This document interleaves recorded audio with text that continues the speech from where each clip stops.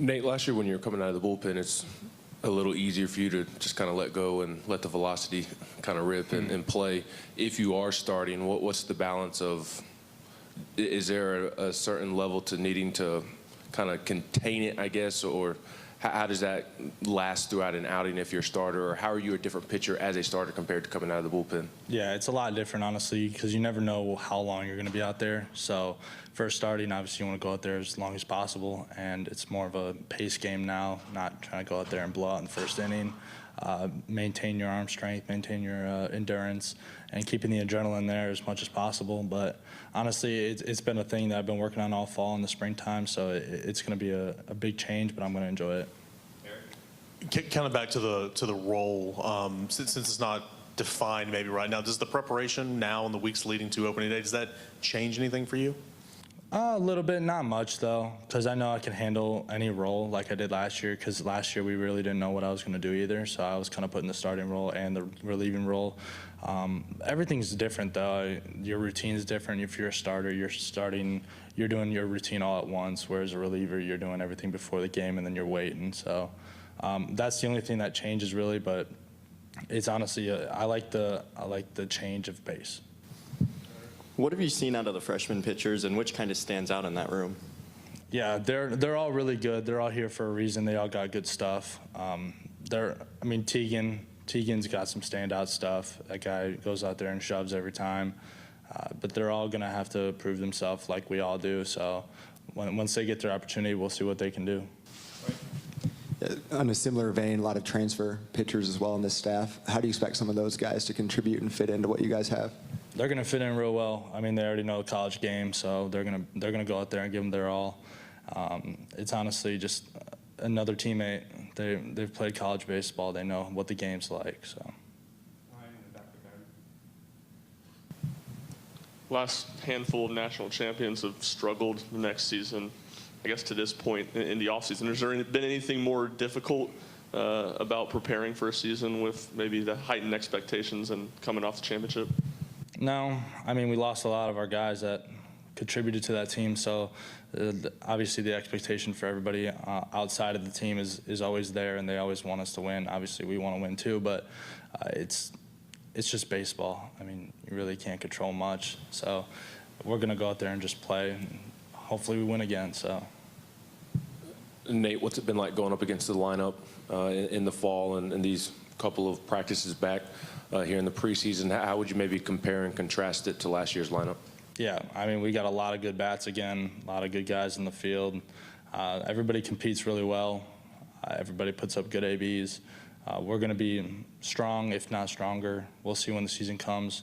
But, I mean, all around, we're pretty sound.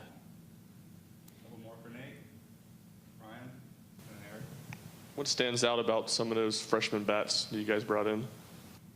A lot. I mean, we got a couple guys that are going out there, and I mean, I've never seen something like that happen as a freshman, especially myself when I was a freshman, seeing that with other teammates. It's actually pretty special. I like it because knowing our future stacked pretty well, and we got good guys to back up guys in case they go down. Who's an arm or maybe a bat over the fall or these first few practices that have stood out that Tennessee fans don't know about yet but are going to find out? Probably Arvidsson. Arvidsson's kind of slept on right now, JUCO guy. He's been dominant all fall, and then coming back in the spring right now, that guy is filthy. He can go out there and shove about any time you want. Aside from transitioning to potentially a starter role, what has changed about you as a pitcher? Have you added pitches? Have you changed the shape of your pitches? Do you feel like you can maintain max velocity 6-7 innings into a game? Yeah, I know we definitely worked on that a ton in the fall. A big thing we worked on was kind of reshaping the cutter, trying to get a little bit more depth and a little bit more cut to it, just so it's a better pitch in the springtime. But other than that, we've just been focusing on dialing in pitches a little bit more than they should be. Thanks, Nate.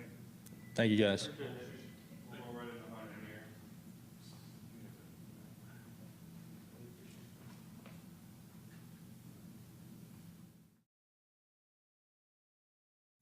Deal. Take questions for Hunter. Raise your hand. We'll call on you, get you a mic. Eric, we'll start with you. Hunter is one of the leaders of this team. How do you flip that script from what you guys accomplished last year to saying like, hey, this is a brand new year, new possibilities, all that? Yeah, I think that kind of starts in the fall with all the returners and, obviously the incoming guys, freshmen, JUCO, transfers. You got to get on the same page as them. You can't, sit on last year's team when you got a bunch of hungry guys coming in. So, it can be tough to turn the page, but you don't really get a whole lot of time to sit on that because it's only about a month, and then right back to work. But, for us, it's get to know the guys well and, start competing with them. And, it makes it pretty easy when you got a group of guys coming in that are hungry. Back here. Much has been made of, the guys that you lost from last year's team. You were kind of in a group of leaders. Now you kind of are that guy. Just how has that been for you going into this season as people, a lot more eyes on you heading into the year? Yeah, I mean, I haven't really changed anything about myself. There's a great, group and core of guys, that are helping me, with the leadership stuff. And, I don't really, take that stuff, too far because I feel like if I show up every day and get to work, I think that's kind of leading in itself. And, you have a good group of guys that do that, day in, day out. That sets a good example for, the guys coming in and the freshmen. So I think for me, it's having the group of guys and then obviously trying to keep the culture that we have in-house and, getting the new guys coming in to kind of buy into that. But Hunter, for a while now, so much had been built up into what you guys accomplished last season. After you get that done, does the vibe change at all, even around the program, outside the program? Has life been different for you since then? Yeah, I mean, I think it's been different. I definitely think there's more eyes on the baseball program now, and I think that's kind of been a continuous thing throughout, now this is year 5 throughout the 5 years. But I think you could really just walk over to the baseball field and kind of look around, and to me, that kind of tells you the whole story. More people are buying in, more people are invested, more people are involved, and, more people kind of want to be around the program. And, it's definitely changed for all of us, the fans, all the support. It's been awesome. So we're definitely excited to get out there and play in that new stadium. What makes Liam Doyle difficult to hit? He's a left-handed pitcher that throws 99 to 100 with high spin rate, and he locates with a 3-pitch mix. I think that plays at every single level. So I think for him is if he just stays in the zone, he's going to get people out.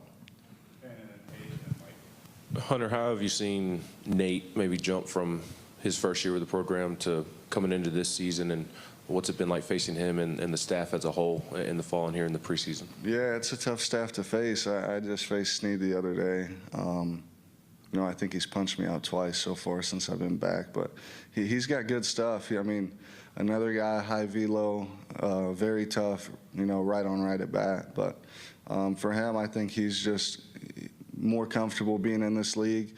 He's definitely been through the league one time, and he's pitched for 2 years straight. So I think he's more comfortable, maybe a little bit more confident going into the season. Y'all were asking him about his role.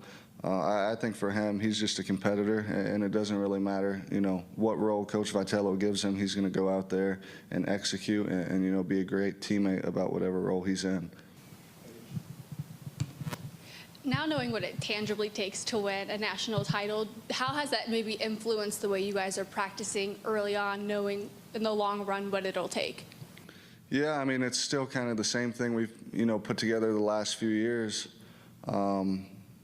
I think the great thing about it is we've definitely won a national championship now, and we kind of know what it takes and how to navigate to get to even to the championship series. So that definitely gives us a little bit of confidence knowing that we've done it before.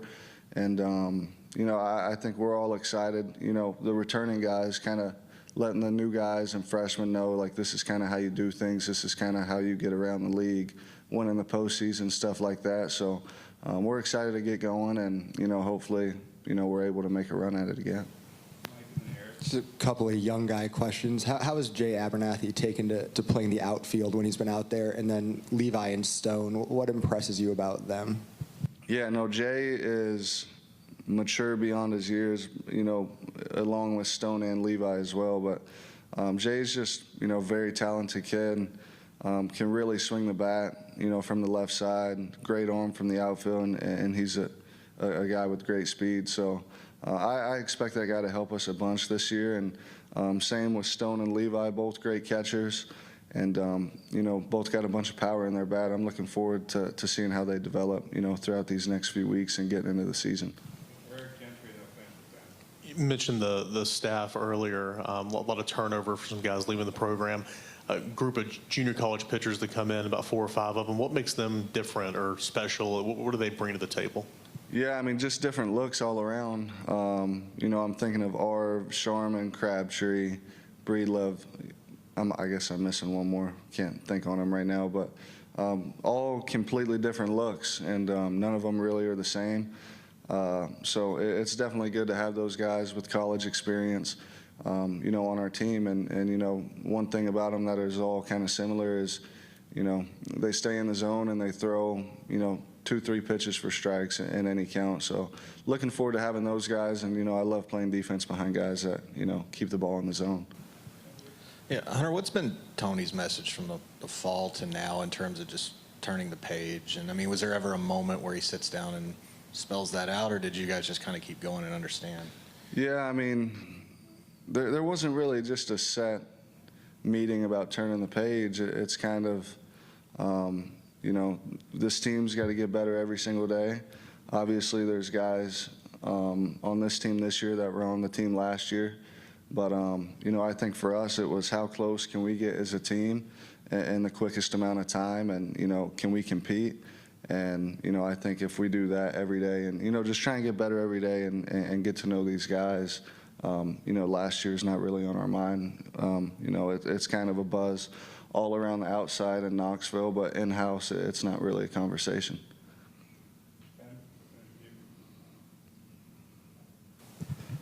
Were you here when Blade was a true freshman?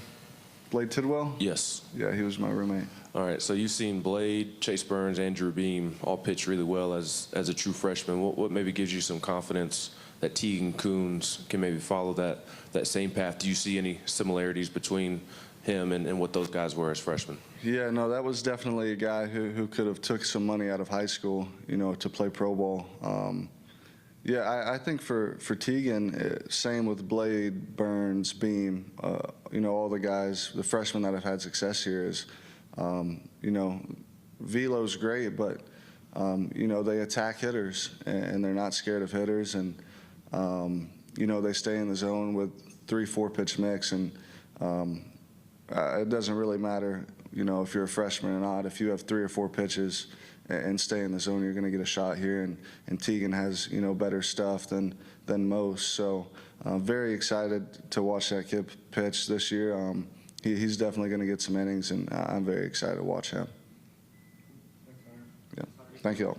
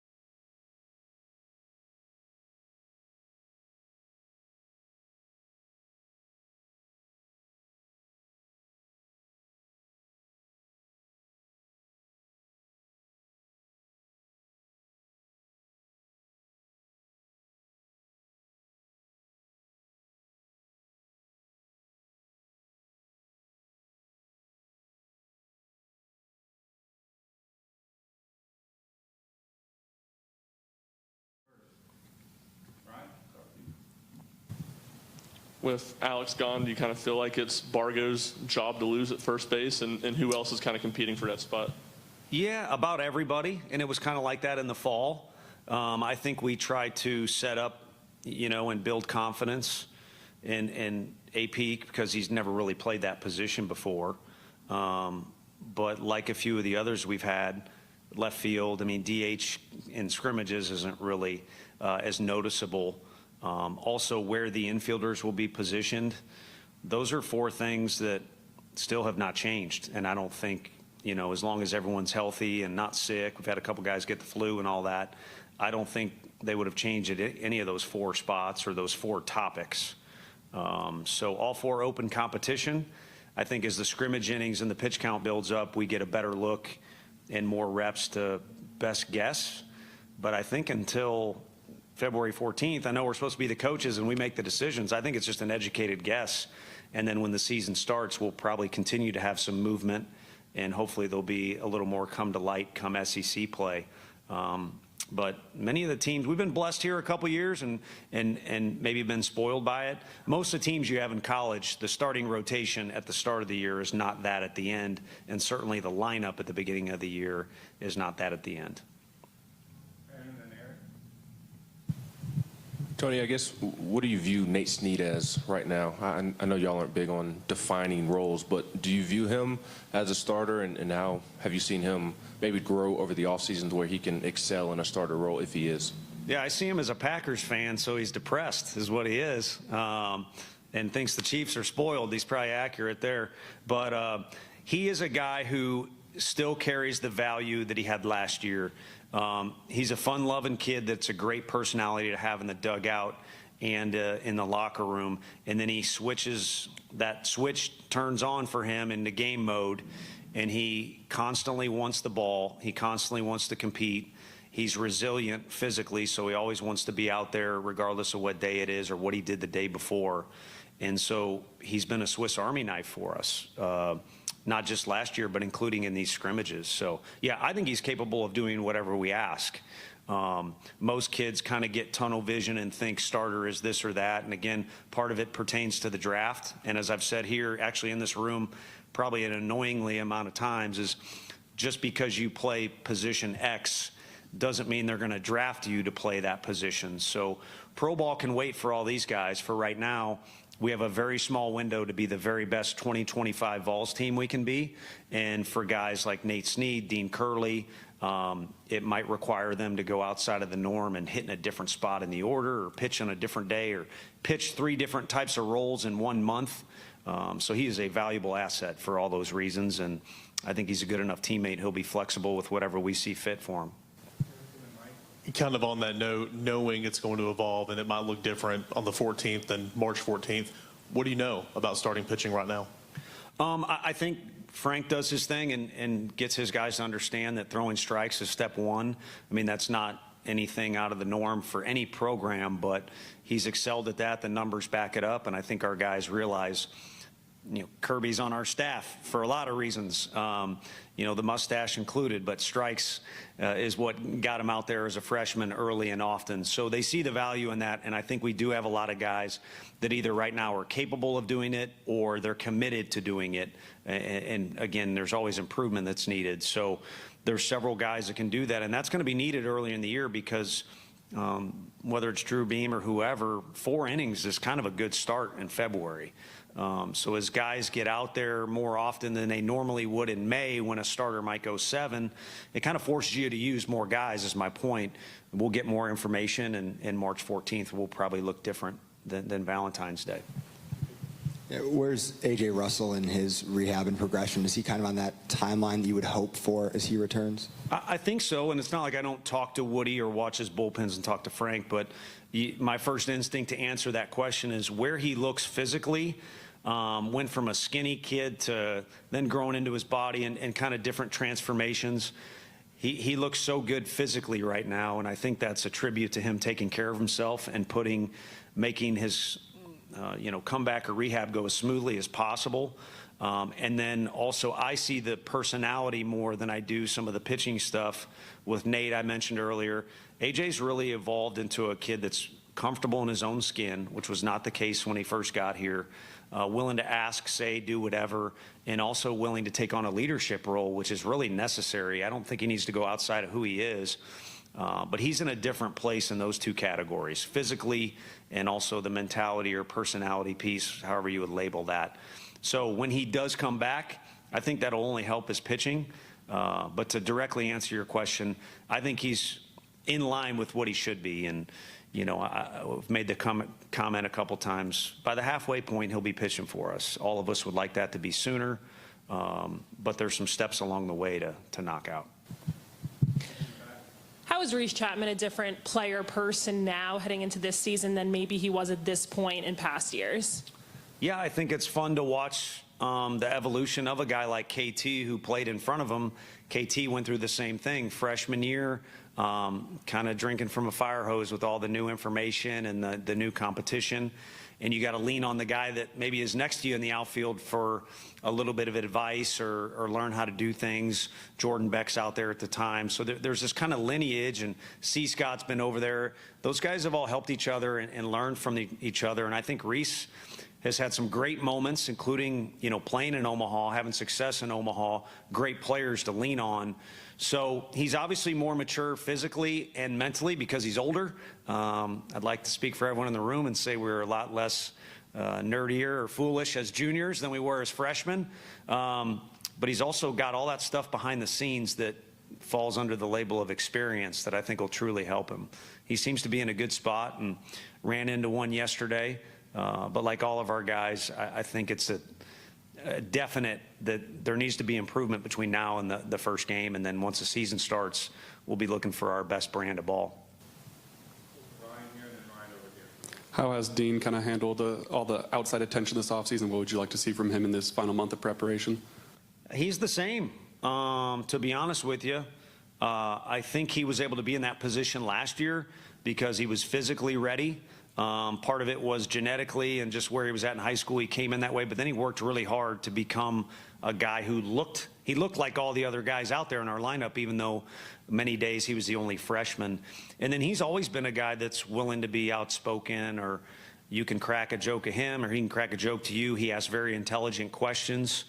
So I don't, to me, on the surface, I don't think much of that has played into it at all, other than he's usually pretty quick with a retort to shut down any, you know, if someone trying to tease him about, you know, now he's a leader or a captain or you got to do this or that.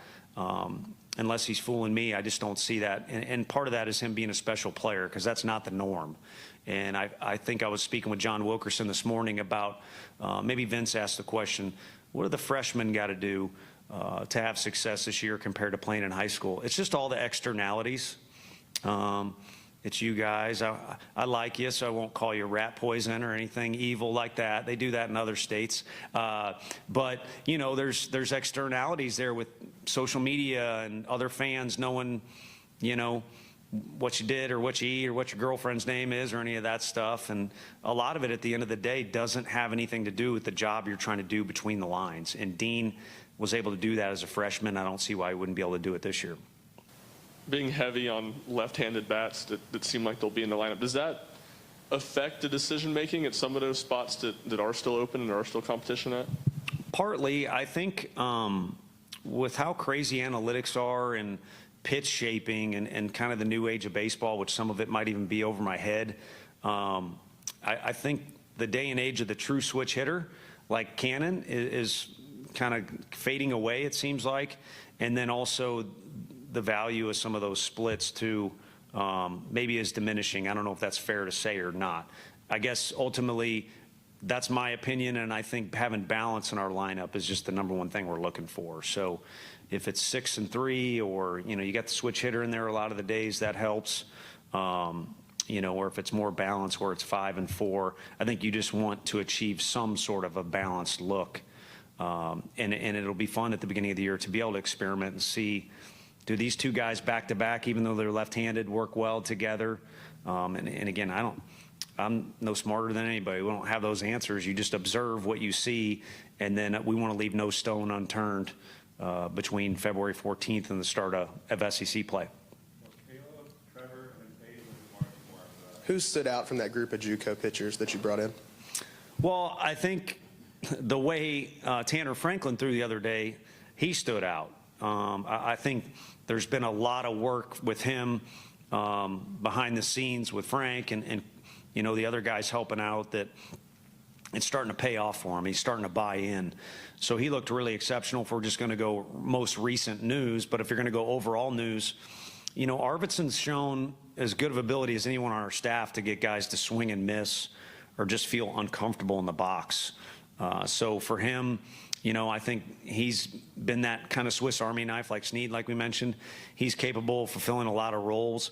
But the thing we noticed in those fall scrimmages is he wants the ball. When the competition, appears to be a little higher of a level, he wants the ball out there. So I think those are two guys that can help us. And, Combsy's looked good for us. He's had moments, too, where he's been one of the better guys out of the day, and then there's moments where he's not. So I think consistency is something to unlock there. So it's a good group of guys that we've got. Depth-wise, we're looking for some separation, which I think we were kind of saying that last year, too, with our pitching staff, and it worked out for us. So hopefully some guys sense that, yeah, they're good enough to get some action, but we're looking for separation as well. How do guys like Abernathy and Teagan continue their progression from the fall to the spring? I think, progress is something you always want. Improvement is something you always want. We gave a shout out to Kaizen if they want to give me a free meal. That's a restaurant here in town, but that stands for continuous improvement. You want that, but in a weird way, my coach's brain or the coach's brain in me wants to say, just hold your horses. Just because the season is coming around the bend doesn't mean you need to start freaking out. I don't think our guys have seen Tommy Boy, but there's a line in there. It was on the other night, had it on for background noise. JoJo, the circus clown or boy, or whatever phrase he uses about freaking out a little bit. Some guys will do that when they see the season coming around the corner. In particular, freshmen think they need to do something new or step up, anything like that. I think they just need to be who they are. Both those guys have performed against guys that are in pro ball right now at a high level, and they're going to see more of that. In non-conference SEC, it doesn't matter. So they just need to do what they do. At this point, what's the one thing that we should know about the makeup of this team? Well, it's new to me because the fall was good. It was unlike last fall where everything was kind of hunky-dory from the get-go. It was almost like, well, don't mess this up, or how can we add to this, or we got to get creative. This was more of a traditional building up phase, and I think there was a lot of positives out of the fall. It ended well. But when they came back in January, I didn't say anything to them. Maybe Hunter Ensley did or something. I don't know. But they just seemed to have a little more personality and a little more energy to them. So it'll be interesting to see if they can keep that level of those two things or other positive traits, or even better, build off it. But I think they're the 2025 team, and they kind of want to put their own stamp on this particular year with this is our personality. And now that time has passed, it's easy for everyone in the room to see, okay, we've built a little bit of a brand here, but you guys know our teams well. 21 was a little different than 22, maybe kind of similar. 22 was way different than 23, and 24 had characteristics of all three, but was very unique unto themselves. And I think this group kind of wants a fresh start. I think this sounds wild, but the first pitch banquet hopefully was the final cutoff for last year's stuff. I think our guys are ready to move on. The one positive about Vol fans, they'll celebrate better than anybody in the country. The one other caveat that comes with that is they've celebrated so much and talked so much about things. I think our guys are ready to move on and kind of use this blank canvas they have and start splashing some paint on there, if I could go crazy with the analogy there. Picasso. People had a pretty high opinion of you before this last season began, but what have the past... That depends who you talk to. Sure, here in Knoxville at least. What have the last 6-7 months been like for you since helping bring a national title to this city? Well, I've already said it, so if anyone was like, well, that's dumb to say, then it's already been said, but it was pretty taxing on our group of coaches. You don't realize how much an added 1 week or 2 weeks, what it does to you when you lose that in the summer. You're playing catch up. and then you sprinkle in, well, let's go to this event or that event, which are great to experience, but now that's one more day you lose of progress. Without Borneo, the recruiting rules had changed about 18 months ago, but really where it affected was this fall, or where you felt the effect. So December, everybody needed to hit the reset button, and you could sense it when the players came back, like I said, with that renewed energy, even though some of them are new, and then with our coaching and support staff, you could sense it was great to hit the reset button. And again, I joked about there being a fine line between last year and the start of next year. I think in-house, that fine line for us was that first day we all rallied together. You could feel a sense of refreshing, or hitting the refresh button and getting after it. So for me personally, you know, I love this place. I love dang near everything about it. I love, Mike, that you're back in God's country here, and you know, I just want to make sure that I'm contributing in a way that I should, and I want to make sure our guys are playing in a way that Vol fans can say I'm proud of that product on the field, and I want to cheer for them. I got their back regardless of wins or losses, because we learned a year, you can pick out the year, no one's invincible, especially in this league. So you win, you lose, that's part of the deal that we signed up for, literally when you sign the contract. But just want to make sure I'm doing my part, and therefore the program is doing our part to make Vol fans proud and get to see what they deserve to see.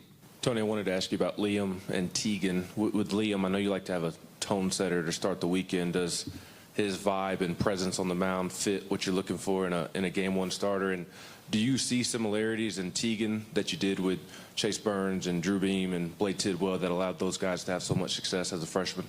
Yeah, I think with Tegan, he does have the ability, and Tidwell's the guy we've most compared him to. And I'll tell you what, the one thing about Blade, because he was a really unique personality, was as a freshman from a smaller town, Loretto, Tennessee, shout out, and being around, even though he's around great baseball people and absolutely love his dad, who I know steered him in the right direction, you didn't expect him to be as professional as he was as a freshman. And I think Tegan and some of those other guys have good work habits, but that was a really high standard of a guy like Blade Tidwell, and we've had other ones too, like Drew, that just were so professional with how they went about their routines. And I think the more those guys pick up on that, including Tegan, which he's good, but he needs to get better at it, the more we'll probably be talking about them in 5 years, about their names being plopped in for whoever's next. And then, as I often do, I forget, what was your first question? Yeah, Liam and Fisher obviously kind of came together because they're buddies.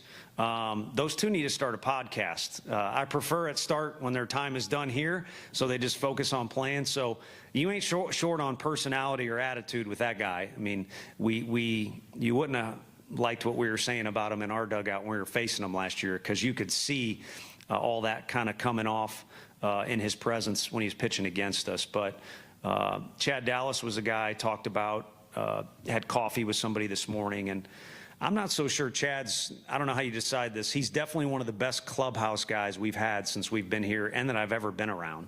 Again, a lot of it stems from the family that he came from, but you do want that vibe going into battle. Stamos kind of became that guy for us last year. Is, all right, it's Friday, it's probably conference or non-conference, it's probably going to be close after 4 or 5 innings, so why not get a guy out there that's going to make you feel like this is the guy you'd want the flag charging across the field, you know, in Braveheart or whatever it is. Are they doing Braveheart too? Can we not do that? If they're still filming in production, I vote stop that. You guys can tweet about it later.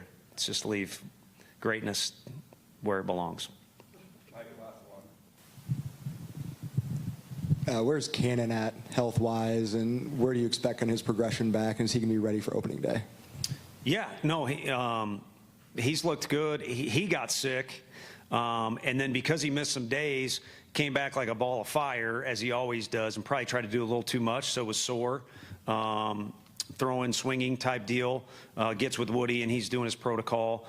And then now I'm the bad guy because I want to peak in May or June, not earlier in the year. So we've held him out of some things, but I think he's really worked hard behind the scenes, and he always has a sense of urgency like Drew or Jordan Beck or some of these other guys that have been really fun to coach, Connor Pavoloni at that position.